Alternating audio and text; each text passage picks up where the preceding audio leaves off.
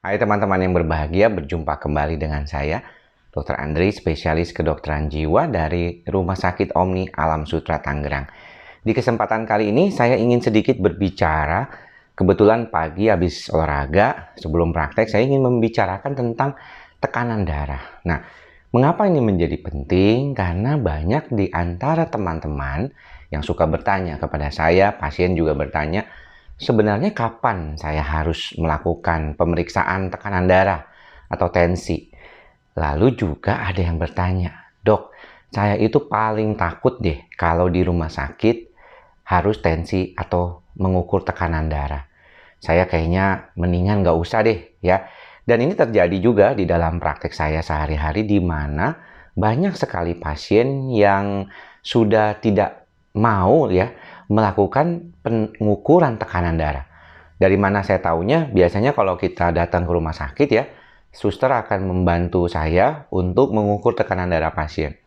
Tapi ketika saya lihat medical recordnya, mereka bilangnya tidak mau gitu. Jadi nggak mau ditensi gitu ya. Alasannya sih biasanya karena takut atau katanya pasti tinggi. Nah, sebenarnya apakah pengukuran tensi darah itu harus setiap hari? Nah, kalau kita berbicara tentang pengukuran tekanan darah, pada beberapa orang yang misalnya menderita gangguan darah tinggi, sebenarnya sudah disarankan tidak terlalu sering ya. Kalau misalnya mereka tuh biasanya tensi darahnya mungkin cukup seminggu sekali di hari yang sama. Dan itu biasanya dilakukan di waktu yang berbeda. Misalnya pagi setelah bangun tidur, tapi jangan langsung ya, karena kalau habis bangun tidur pasti tekan darahnya akan meningkat ya, karena denyut jantung kita di saat tidur sekitar 50-60, kemudian pas bangun itu bisa langsung 80-90. Jadi biasanya istirahat sebentar, sekitar ya 15 menitan lah ya.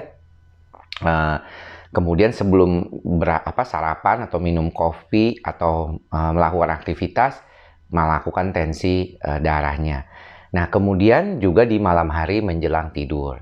Nah, ini biasanya diberikan waktu supaya kita melihat bahwa biasanya pada orang-orang yang mengalami masalah terkait dengan darah tinggi, biasanya pagi tensinya itu agak sedikit meningkat ya.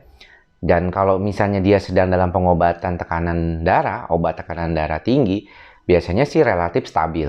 Ya, makanya kenapa obat biasanya diberikan saat ini disarankan di malam hari, obat tekanan darahnya, agar paginya itu tidak terlalu tinggi tekanan darahnya. Ya, karena kita tahu bahwa masalah stroke ya, serangan stroke itu lebih sering terjadi pada pagi hari. Namun, kalau teman-teman yang mengalami gangguan kecemasan, seperti serangan panik yang berulang, tensinya tinggi kan dok ya? Betul. Tapi kan bukan artinya dia mengalami tekanan darah tinggi. Betul juga. Jadi, bagaimana cara tahu bahwa saya ini sudah mengalami tekanan darah tinggi atau belum? Ya, kita ukur aja dulu. Ya, kalau pada saat serangan panik, tentunya tensinya akan tinggi. Ya, tentunya bisa di atas 150-an bahkan kalau untuk sistolnya.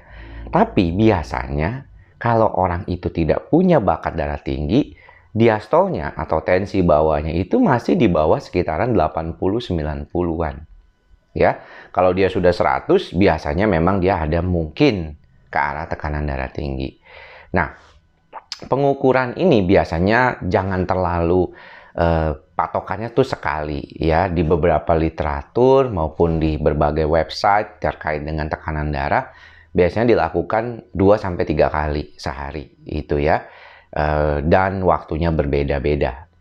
Sebelum mendiagnosis suatu kondisi itu mengalami tekanan darah tinggi, biasanya kita itu mengukurnya itu 3 kali minimal ya, 3 kali di waktu yang berbeda. Misalnya pagi, siang, malam, atau mungkin hari ini, ya, kemudian besok, kemudian besoknya lagi. Dan kalau itu tetap sama, maka akan lebih disarankan tidak, tidak ragu lah ya untuk ini. Nah, beberapa alat tekanan darah itu ada beberapa ya. Kalau saya di rumah sendiri, punyanya yang seperti ini, ya. Untuk yang praktisnya, ya. Jadi, alatnya itu seperti ini ya. Kalau misalnya dilihat, ini dia. Alatnya seperti ini ya, bentuknya di sini. Jadi saya akan mengukurnya tuh masukin ke tangan seperti ini, dan saat saya sedang mengukur dengan posisi seperti ini ya, saya harus diam ya, tidak boleh berbicara. Ya, tidak boleh berbicara sambil ditekan start dan dia memompa seperti itu. Kemudian ada juga yang di sini ya, di lengan seperti biasa, dan menggunakan juga otomatis seperti ini. Kalau standar kedokterannya sih memang harus pakai yang air raksa ya. Dan kalau misalnya pakai yang seperti ini nih, disarankan tidak sekali diukur, tapi mungkin 3 kali, atau bahkan ada yang bilang sampai 5 kali baru diambil rata-ratanya. Begitu juga yang di lengan seperti ini. Kalau di praktek sehari-hari biasanya pakai yang air raksa ya cukup 1 kali atau paling sering 2 kali lah. Jarang ya sampai 4 kali atau 5 kali. Jadi kalau misalnya orang yang cemas itu tekanan darahnya sering kali naik ya dok ya. Betul. Pasien yang cemas itu kadang-kadang tekanan darahnya naik. Setelah dia mengetahui tekanan darahnya naik, makin tambah sering dia takut ya, dan dia semakin tambah, aduh, bisa bahaya nih kayak gini. Jadi kalau saran saya memang sebaiknya pada saat kita melakukan tensi darah itu mungkin perlu relaksasi dulu ya. Apa yang bisa dilakukan supaya tensi darah itu tidak tinggi?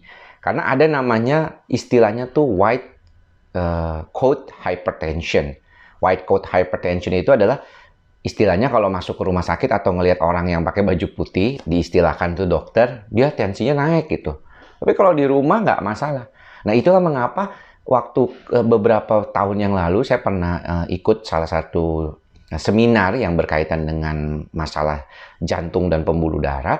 Dokter jantung itu menyarankan kepada kita untuk mengukur tensi itu di rumah. Jadi office blood pressure, bukan hospital blood pressure. Jadi bukan office tapi home blood pressure. Maksudnya di rumah home blood pressure, bukan office blood pressure atau tekanan darah di kantor atau di rumah sakit. Jadi kenapa?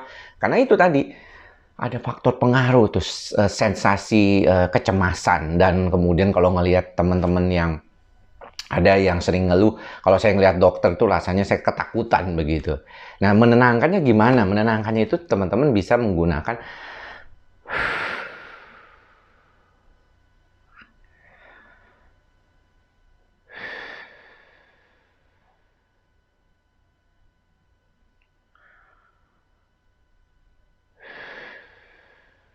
ya, tarik napas yang panjang, kemudian keluarkan perlahan-lahan lewat mulut, dan ini bisa diulangi ya, diulang terus ya sampai kemudian merasakan relaksasi. Apa hubungannya dok napas sama tekanan darah? Ya, hubungannya adalah pernapasan yang baik, kemudian yang panjang seperti itu akan merilekskan sistem saraf otonom kita. Dia akan merilekskan amigdala kita sehingga sistem saraf otonom kita akan lebih tenang. Dia tidak akan terlalu kuat simpatisnya, ya, jadi tidak terlalu berdenyut, jantungnya berdebar-debar dan tidak meningkat tekanan darahnya, dan apa adanya yang terjadi pada dia.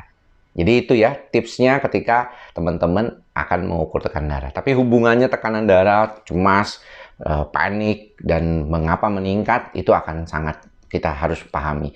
Dan pada beberapa kasus memang dokter jantung atau dokter penyakit dalam memberikan obat tekanan darah untuk pasien-pasien yang tensinya agak tinggi pada saat dia mengalami gangguan panik. Tetapi ketika dia dalam pengobatan gangguan paniknya, biasanya oleh kami dari dokter jiwa, tekanan darahnya menjadi lebih stabil, lebih normal, dan mungkin bisa lepas dari obat tekanan darah tingginya itu kalau dia tidak memang punya latar belakang hipertensi atau tekanan darah tinggi yang esensial. Artinya dari turunannya itu tidak ada. Jadi demikian apa yang bisa saya sampaikan. Mudah-mudahan informasi ini bermanfaat buat teman-teman semua. Sampai bertemu lagi di lain kesempatan. Salam sehat jiwa. Bye-bye.